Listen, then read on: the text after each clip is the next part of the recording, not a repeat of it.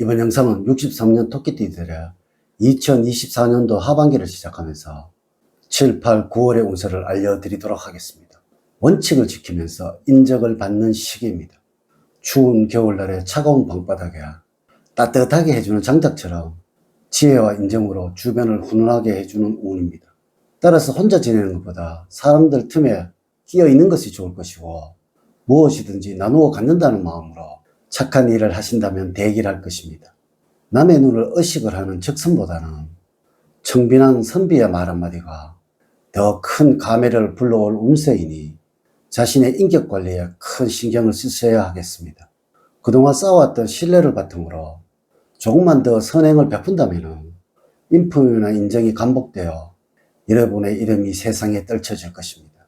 만일에 사사로운 감정을 앞세워서 일을 처리하게 되면 후일에 반드시 후회할 일이 생깁니다. 우선 영상을 시청하시기 전에 좋아요, 구독, 알림을 부탁드립니다.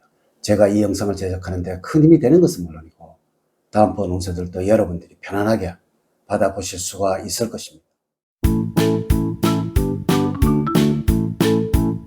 여러분 반갑습니다. 모모도도입니다.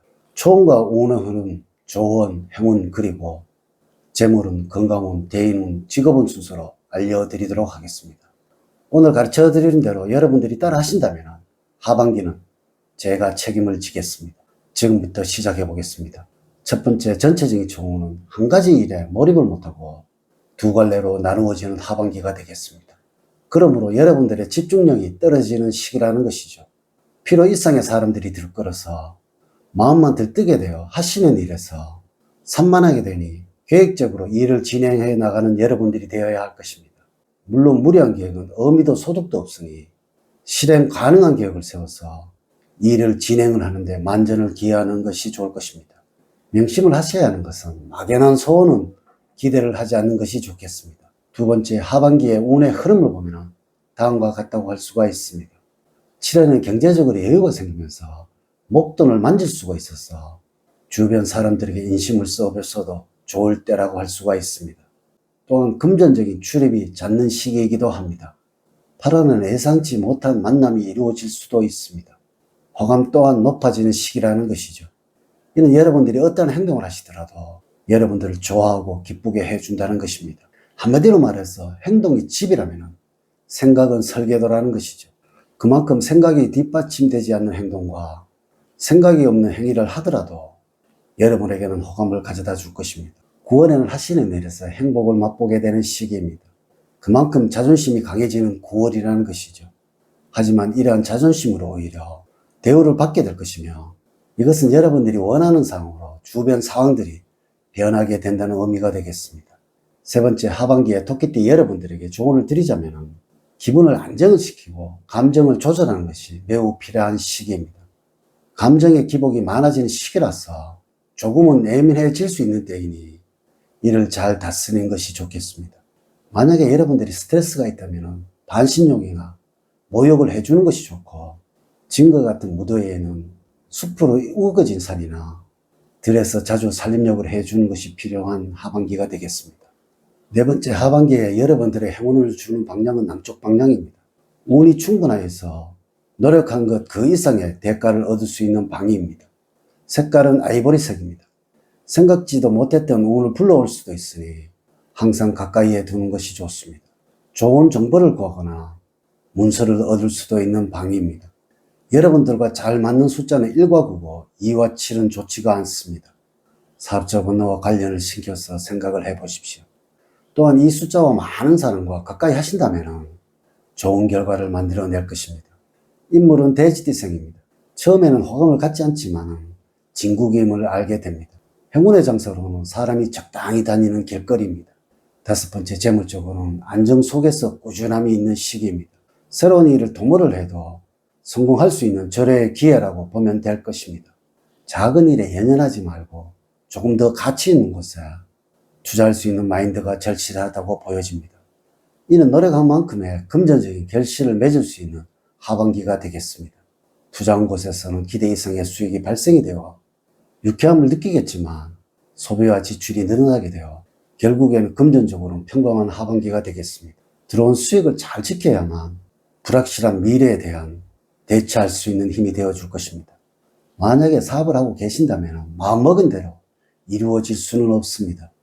지금 전개하고 있는 일들이 여러 가지라면 모두 성공을 기대할 수는 없습니다. 성공과 실패는 종이 한 장 차이입니다. 또한 성공과 실패를 가늠하는 중요한 요소로는 바로 여러분 자신일 것입니다.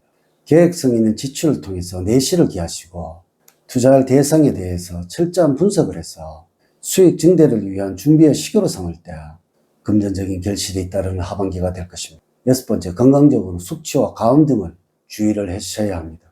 자신도 모르게 스트레스가 누적이 되어서 근육이 뭉치거나 심혈기관에 부담이 될 수가 있습니다. 적당한 휴식과 스트레칭으로 피로를 풀어주고 술자리는 건강을 위해서 피하는 것이 좋습니다.